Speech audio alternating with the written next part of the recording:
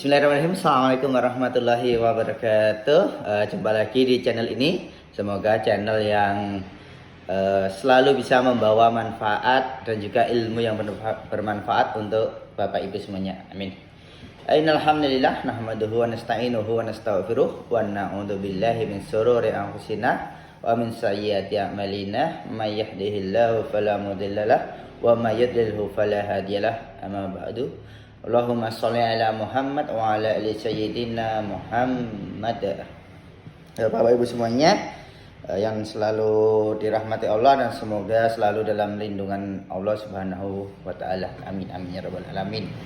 Pada hari ini saya akan sedikit memberikan penjelasan atau tema kita pada hari ini adalah mengenai apa sih haji atau umrah yang mabrur atau makbulan itu. Mungkin kita sering para dai, para ustadz kayak gitu menjelaskan mengenai semoga atau berdoa kepada kita semuanya semoga kita termasuk umrah yang mabrur dan makbulan seperti dia. Kita sering mendengarkan apalagi waktu ketika kita sedang menjalankan umrah atau haji. Namun mungkin sedikit ada pertanyaan di benak Bapak Ibu semuanya. Apa sih kriteria umrah yang mabrur itu atau haji yang mabrur itu? Mungkin banyak karena beberapa kali saya ditanya oleh para jamaah. Sebenarnya apa toh Ustaz, haji atau umrah yang mabrur itu kita sering mendengarnya, tapi apa kriterianya seperti itu. Nah, Bapak Ibu semuanya, apakah setiap orang yang pulang haji atau umrah itu akan langsung menyandang gelar haji atau umrah yang mabrur? Tentunya tidak, Bapak Ibu semuanya. Jadi ada beberapa kriteria ketika orang yang sudah pulang haji dan umrah itu bisa mendapatkan gelar umrah yang mabrur dan makbulan. Nah, siapa yang mendapatkan gelar, yang memberikan gelar mabrur dan makbulan itu? Yang memberikan sesungguhnya Allah Subhanahu wa taala, bukan manusia. Jadi bukan setelah pulang haji atau umrah kita mendapatkan gelar. Jadi Bapak Ibu semuanya luruskan niatnya lagi ya ketika kita pergi haji maupun umrah. Jangan sampai kita hanya ingin dipandang wah, kita bisa umrah nih dengan harga yang fantastis dengan paket VIP sehingga kita bisa haji nih dengan haji plus ataupun reguler. Jadi setelah pulang hanya ingin mendapatkan gelar, dari manusia saja. Jangan hanya setelah pulang haji maupun umrah sudah mendapatkan gelar dari manusia, yaitu gelar SH ya, atau sering disebutnya sudah haji. Jangan seperti itu ya Bapak Ibu semuanya. Gelar SH atau sudah haji itu hanya pujian di mata manusia semata. Jadi yang kita harapkan adalah pujian dari Allah Subhanahu wa taala, yaitu gelar umrah yang mabrur atau haji yang mabrur dan makbulan. Nah, ciri-cirinya apa Bapak Ibu semuanya? Jadi Rasulullah pernah menjelaskan bahwa ada sekitar 2 ciri yang pasti atau yang bisa terlihat ketika kita sudah pulang dari haji ataupun umrah, sehingga kita bisa mendapatkan gelar haji atau umrah yang mabrur itu. Lah, apa cirinya? Nah, dalam sebuah riwayat disebutkan yaitu Sa'al Nabiya mabrurul hajjah qala it'amu ta'am wattiba'ul kalam. Nah, apa itu artinya? Ketika itu para sahabat pernah bertanya, wahai Rasulullah, apa sesungguhnya haji yang mabrur itu? Termasuk umrah ya. Jadi haji ataupun umrah yang mabrur itu. Maka Rasulullah menjawab it'amu ta'am wattiba'ul kalam.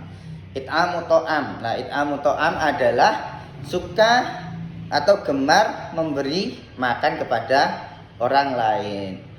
Kenapa kok Rasulullah menyebutkan memberi makan kepada orang lain? Karena pada zaman itu makanan itu adalah hal yang sangat pokok dan sangat penting.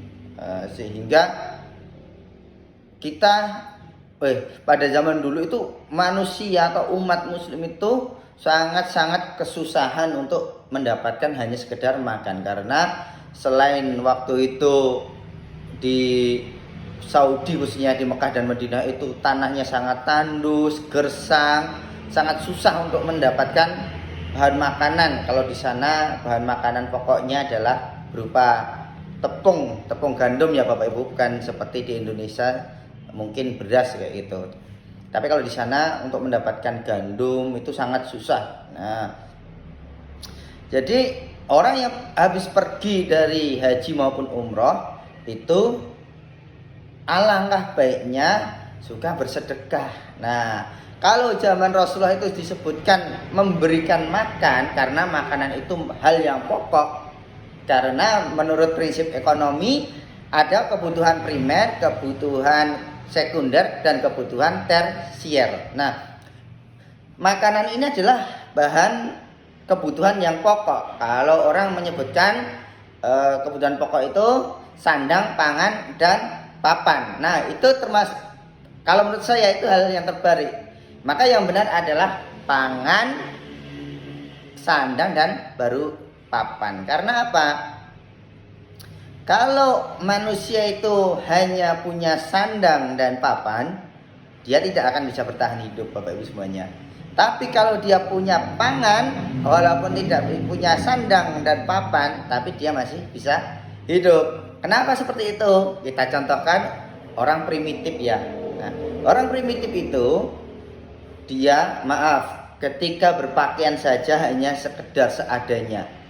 Papannya pun tempat tinggalnya istilahnya nomaden, tidak menetap, rumahnya tidak tetap, dia pindah-pindah, bahkan hidup di gua dan macam-macam. Tapi dia bisa makan, ada makan, maka dia bisa hidup karena makan adalah faktor utama asupan untuk tubuh kita.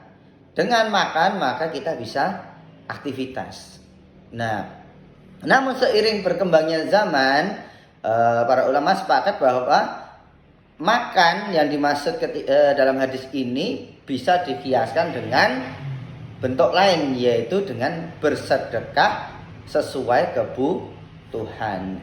Jadi it'amu ta'am ini bisa dikiaskan dengan gemar bersedekah. Jadi ketika habis pulang haji maupun umroh, orang ini semakin gemar bersedekah atau menjadi orang yang dermawan. Yaitu ketika sudah pulang kesehariannya itu yang mungkin hanya bersedekah Rp1.000, maka dia akan meningkatkan kembali sedekahnya. Maka dia bisa mungkin sedekah menjadi 5.000 atau 10.000, atau bahkan dia ketika mendengar ada orang yang nge-share membutuhkan sedekah, misal untuk pembangunan masjid, pembuatan sumur, terus pembuatan musola, pembuatan sekolahan, pembangunan yang sifatnya itu ibadah, maka dia akan tergugah hatinya untuk bersedekah walaupun hanya sekedar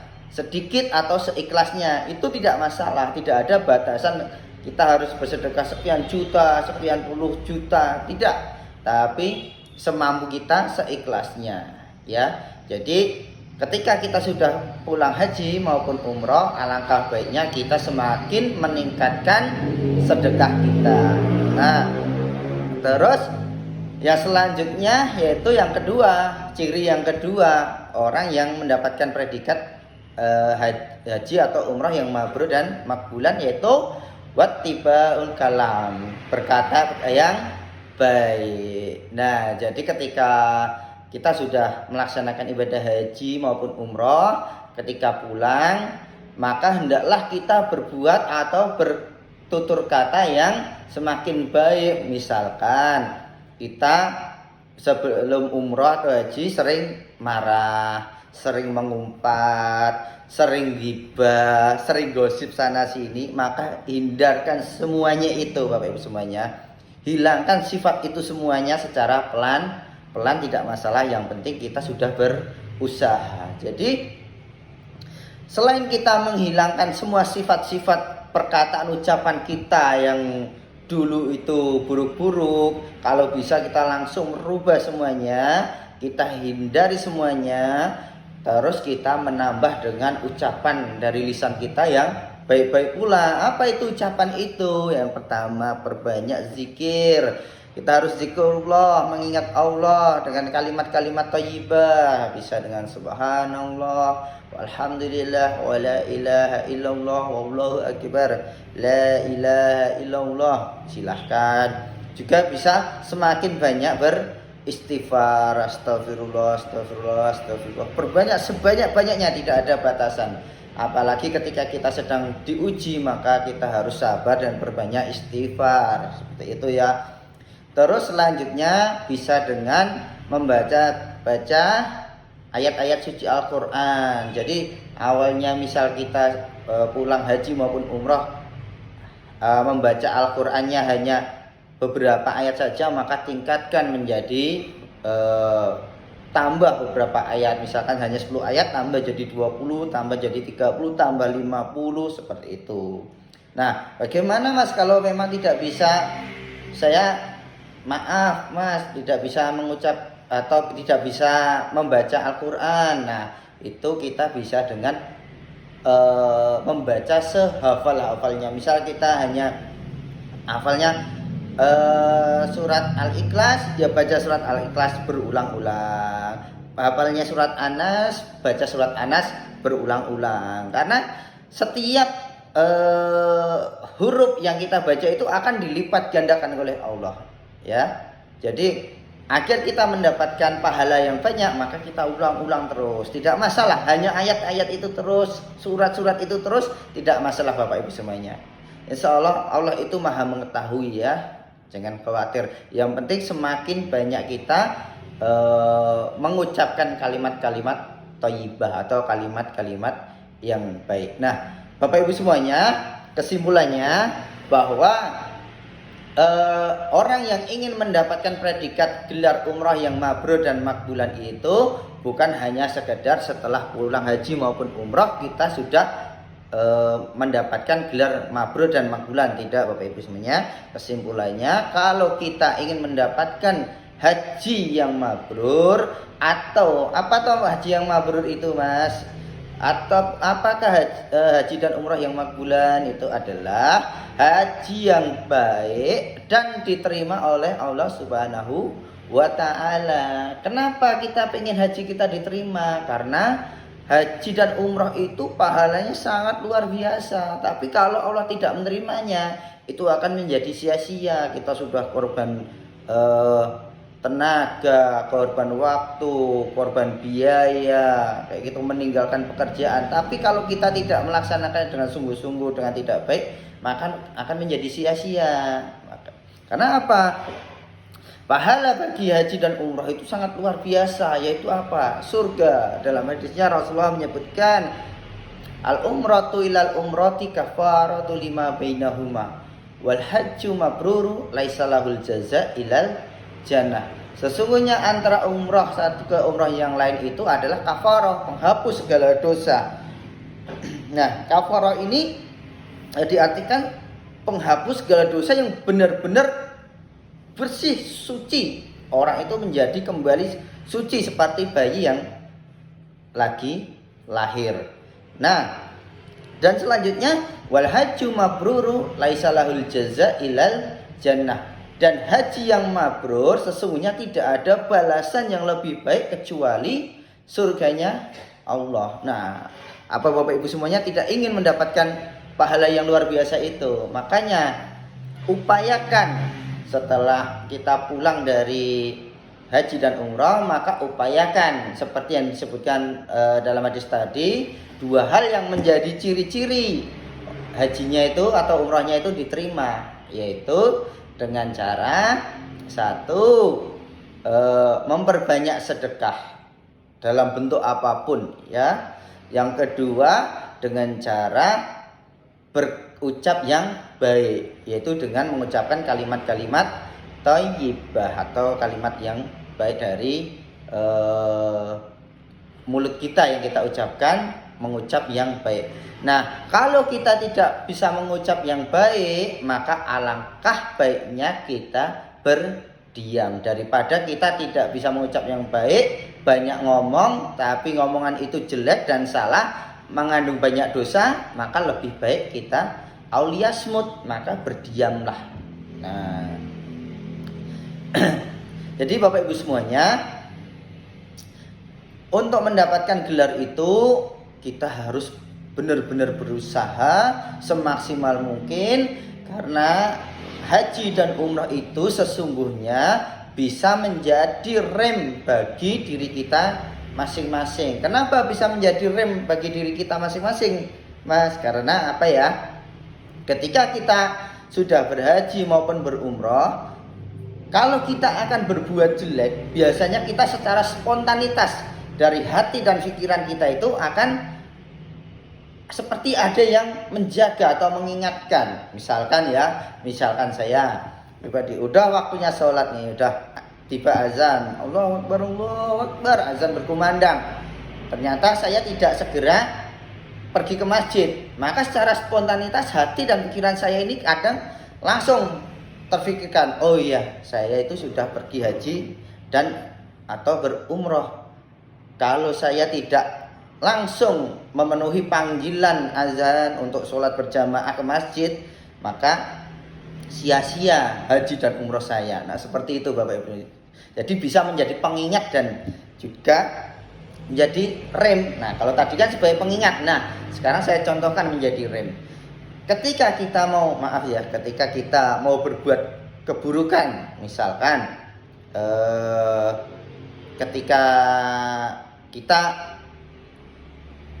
ngobrol sama sesama saudara atau teman, ketika ada teman yang gibah atau ada teman yang gosip kayak gitu, itu kita secara spontanitas langsung teringat, saya sudah beribadah haji dan umroh kayak gitu, nanti hati dan pikiran juga akan teringat. Maka jangan sampai saya ikut-ikutan gibah, saya jangan ikut-ikutan gosip, paling tidak kita segera menghindar. Ya, itulah kelebihan kita melaksanakan ibadah haji dan umrah. Selain kita mendapatkan pahala yang sangat luar biasa, maka akan menjadi pengingat dalam kehidupan kita sehari-hari. Insya Allah dengan haji dan umrah Bapak Ibu semuanya, Allah akan masukkan kita semuanya ke dalam surga yang terbaik, dan Allah angkat derajat kita selama kelak di akhirat. Amin amin ya rabbal alamin.